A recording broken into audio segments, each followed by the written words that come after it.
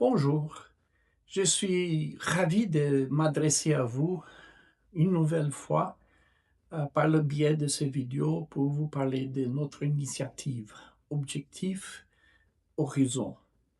L'année dernière, je vous ai envoyé une vidéo annonçant ces objectifs Horizon. Ceux-ci ont débuté au début de cette année et se poursuivront jusqu'en 2035. Nous sommes convaincus que Dieu utilisera cette initiative pour nous mettre au défi d'agir avec plus d'intentionnalité afin d'atteindre notre entourage pour Christ et d'unir nos efforts pour aller plus loin ensemble. Je tiens à vous rappeler que ce défi s'adresse à nos églises baptistes libres situées au dehors de l'Amérique du Nord et qu'il consiste à atteindre les 3 objectifs suivants au cours des 10 prochaines années. Premier objectif. Le premier objectif, c'est de partager l'Évangile avec 1 million de non-croyants. Cela signifie partager l'Évangile d'une manière qui puisse être compris et à lequel il soit possible de répondre. Cela peut se faire par le biais de l'évangélisation individuelle, en tête-à-tête, ou dans le cadre des réunions évangéliques collectives. Nous comptabiliserons le nombre de personnes ayant entendu l'Évangile, et non le nombre de fois où l'Évangile a été partagé. 1 million de personnes, cela peut sembler beaucoup. Et c'est effectivement le cas.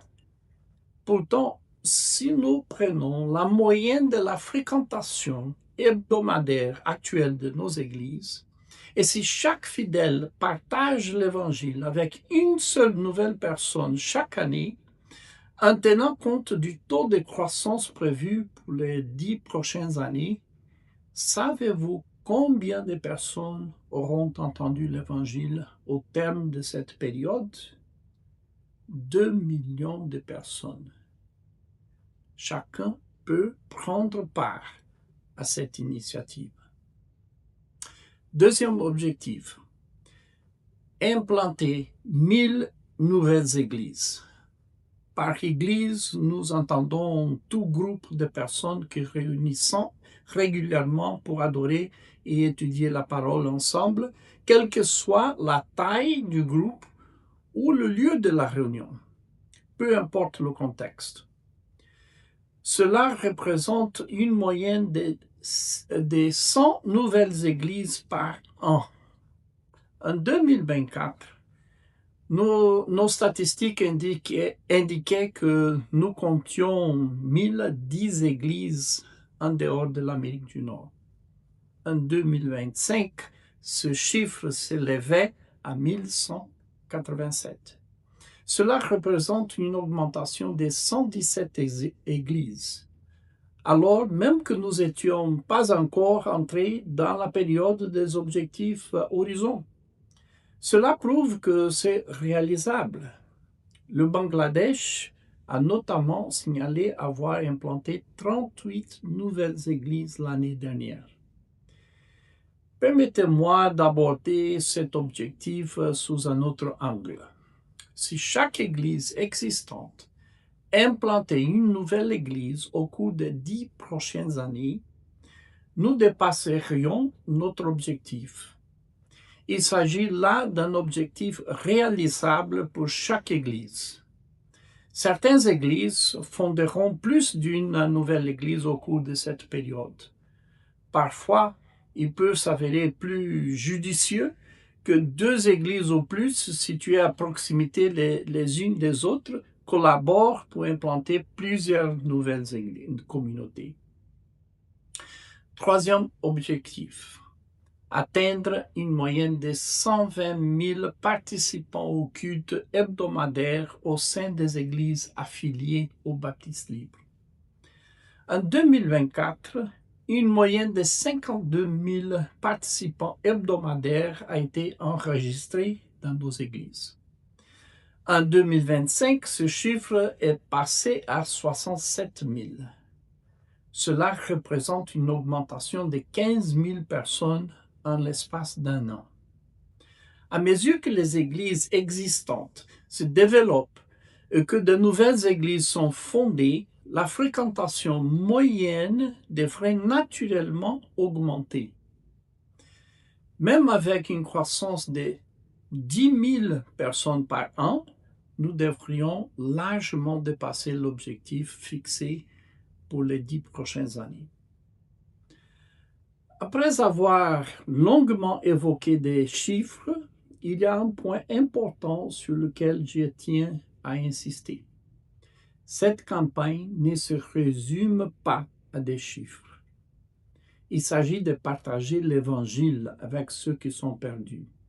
Il s'agit de faire des disciples parmi ceux qui placent leur foi en Jésus, de les rassembler pour l'adoration et de multiplier le nombre d'églises qui serviront de phare, de lumière au sein de leur communauté. Cette campagne constitue un effort visant à nous unir afin que Dieu puisse nous utiliser pour accomplir des choses extraordinaires.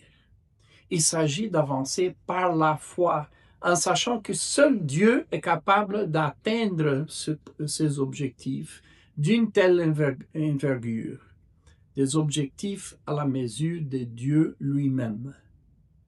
Nous vous invitons à vous joindre à nous dans cette campagne passionnante.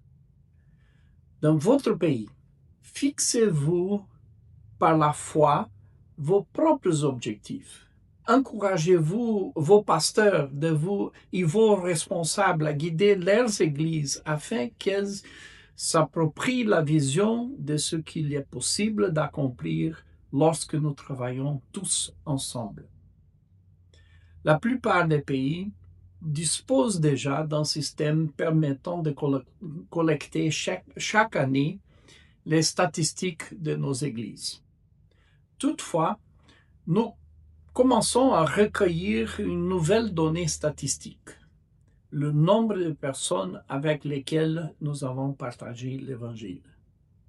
Si votre pays ne dispose pas encore d'un système pour collecter ces données spécifiques, il est urgent que vous le mettiez en place dès maintenant. Avec combien de personnes les membres de l'Église ont-ils partagé l'Évangile? Avec combien de personnes l'Église, en tant que communauté, a-t-elle partagé l'Évangile? Par exemple, lors des cultes ou des événements d'évangélisation spéciaux. Au début de l'année prochaine, nous aurons besoin de connaître ce chiffre pour 2026. Je ne sais pas pour vous, mais je suis très enthousiaste à l'idée de voir ce que Dieu accomplit déjà. Et encore plus quant à ce qu'il continuera de faire au cours des 10 prochaines années. Que Dieu vous bénisse richement.